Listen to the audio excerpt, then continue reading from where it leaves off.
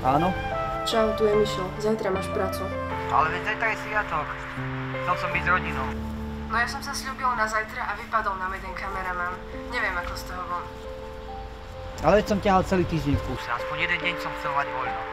Počuj, buď zajtra prídeš, alebo si budeš hľadať niečo nové. No dobre, budem tam. Čau. Čau.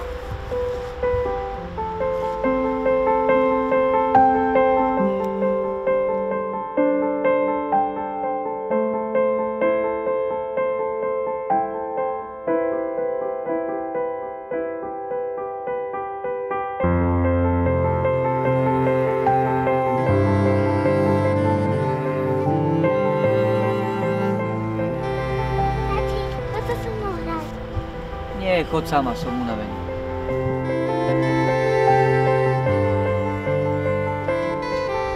Poďme zatočiť.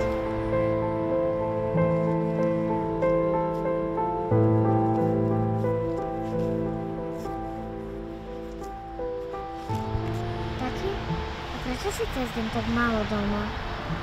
Majka vie, že by som bol doma rád, ale mám teraz toho strašne veľa práce. Musíš tam byť celý deň? Musím, lebo keby som tam nebol, tak by som o tú prácu prišiel. Keď mamka sa nevie tak hrať ako ty. No ale veď teraz sme spolu. Ale ty sa so mnou nehráš. No dobre, tak poď.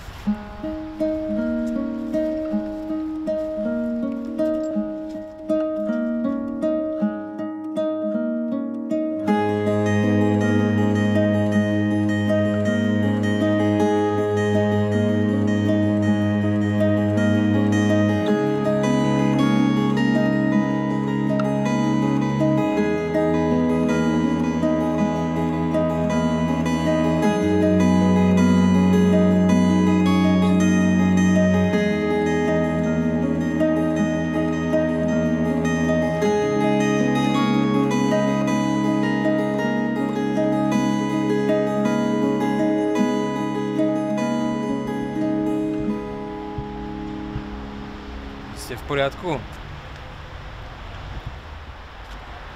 Nemáte centík, 2 na bagetku? Hladný som.